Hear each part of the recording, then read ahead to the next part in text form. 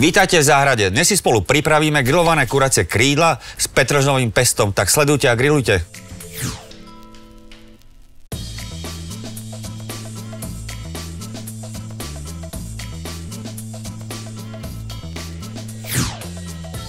Pustíme sa rovno do prípravy. Najskôr namarinujeme kuracie krídla. Pokvapkame olivovým olejom. Osolíme, okoreníme.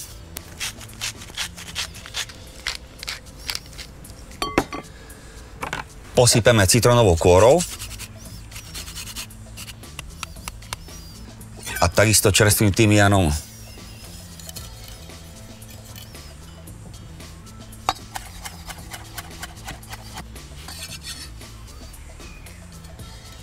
Premiešame,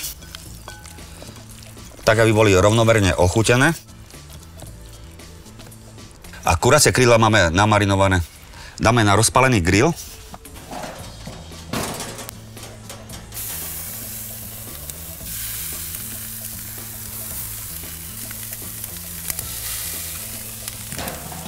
A grillujeme približne 12 minút. Počas celej doby dávame pozor a krídla občas obratíme. Pokračujeme s prípravou pesta. Takže do mixera dáme očistenú, umytú a osušenú vňaťku.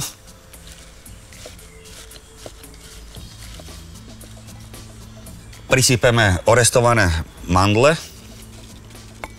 Je dobré použiť takéto platky.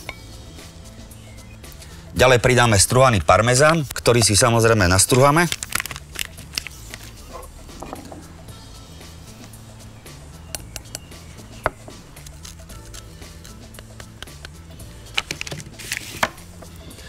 Osolíme, okoreníme.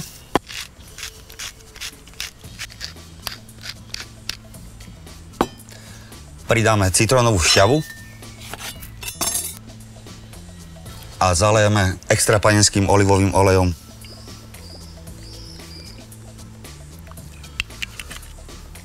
A teraz všetko pekne rozmixujeme do hladka.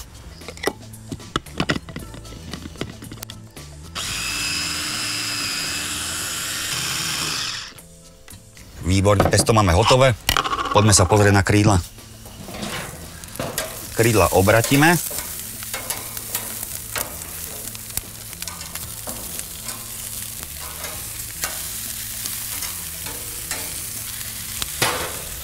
Tak pokračujeme s ďalšou prípravou.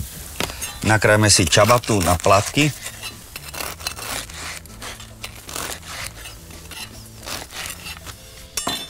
Ja ešte ochutnám pesto. Je dôležité sa hodnotiť, či to náhodou netreba dosoliť, dokoreniť. Výborné. Nakrájanú čabatu dáme na grill. A opečeme z oboch strán pekne do chrumkava.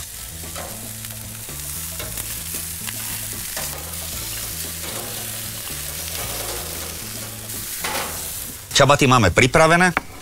Potrieme cesnakom a pokvapkáme olivovým olejom.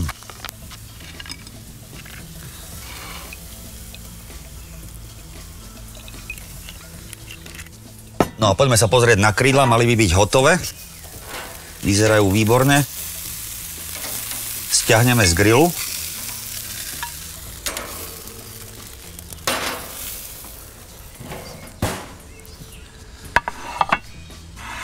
Pred servírovaním pokvapkáme citrónovou šťavou,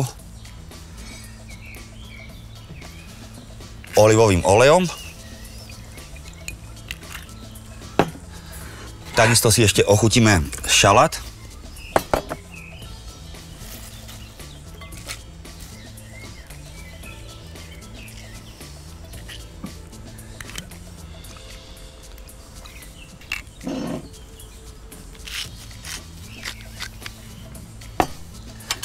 A zľahka premiešame a môžeme servírovať.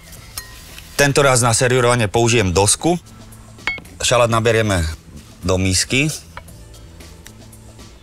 Posypeme ešte hoblinkami parmezanu. Pesto naberieme takisto do menšej misky. poukladáme krídla.